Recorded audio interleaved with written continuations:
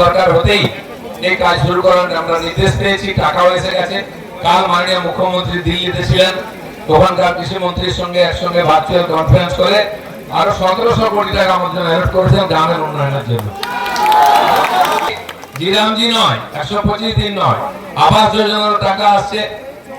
নতুন করে সার্ভে শুরু হয়ে গেছে আবাস যোজনার। 20 জুলাইয়ের মধ্যে যারা পাওয়ার কথা ছিল বাড়ি পাননি তারাও পাবেন।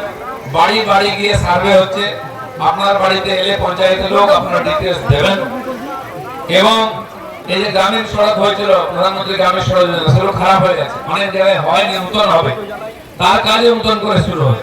কিন্তু একটা জিনিস মনে রাখতে হবে, যারা এই যে 91 লক্ষ লোক এসআইআর এ বাদ গেছেন ভোটার লিস্ট থেকে, কিছু সামান্য ভুল ত্রুটি ছাড়া এরা ভারতীয় নাগরিক নন।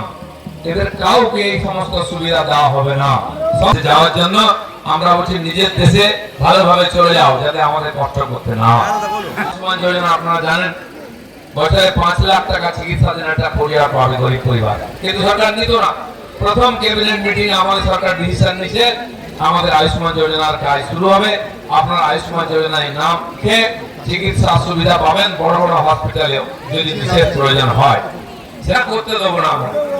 যে পাওয়ার যোগ্য, যার জন্য প্রজেক্ট সে পাবে, অন্য লোক বিদেশি বা অন্যায় ভাবে কেউ পাবে না। সরকার এটা নিশ্চিত করবে। আর 3 মাসের মধ্যে সমস্ত লিস্ট ঝাড়াই বাছাই হয়ে গিয়ে উপযুক্ত লোকেরা সুবিধা পাবেন, যারা এর যোগ্য নয় তারা বাদ যাবেন। সরকার যেটা বলেছে সেটা করবে। শুরু করে দিয়ে প্রথম মাস থেকেই, পরের মাস থেকে দেখুন আস্তে আস্তে কি হয়। চোখের মধ্যে নিজের সামনে পরিবর্তন দেখতে পাবেন। তাতে আপনাদের সুবিধা, সরকারের সুবিধা, যাতে আমরা উন্নয়ন ঠিকঠাক করে আপনাদের সুবিধা দিতে পারি। এটা সাধারণ খেটে খাওয়া গরিব মানুষের পক্ষে, চাষিদের পক্ষে এটা খুবই লাভজনক হবে। আর এতে ছেলেমেয়েরা বাকি যারা কাজ করবে তাদের অন্তত হাত খরচাটা সংসারে মোটামুটি সচরাচর চলে যাবে।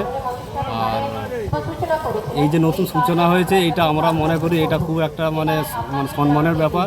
যে যার নিজে কাজ করবে, সে তার নিজের পয়সা অঞ্চল থেকে নেবে, নিয়ে তার দুটো যেরকম তার সংসারের ইনকাম আয় সেই মতো সে খরচ করে তার সেভাবে সে সংসারটাকে চালাবে।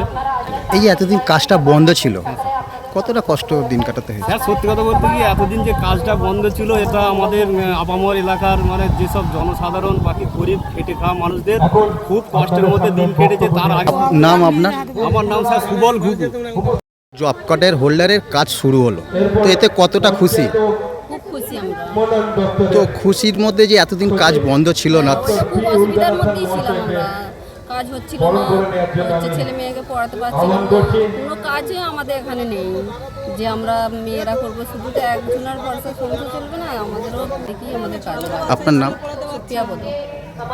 কাজ শুরু হলো, এতে কতটা খুশি? খুব খুশি আমরা। তো এই যে এতদিন বন্ধ ছিল কেন? তারা তো যেমন জানে না, আজকে কার হাত ধরে কাজটা শুরু হলো? দিনদার ধরে কাজ। তো এই 125 দিনের কাজ যে করবেন, এতে পয়সা পেলে কি কি কাজ করবেন? এই ছোটো ছোটো বাচ্চাদের লেখাপড়া ছিল না, খাওয়ানো দাওয়ানো সুবিধা হবে। কাজ হলো আমাদের সুবিধে, বাচ্চাদের লেখাপড়া খাওয়ানো, নিজেদের পেটে খাওয়ানো।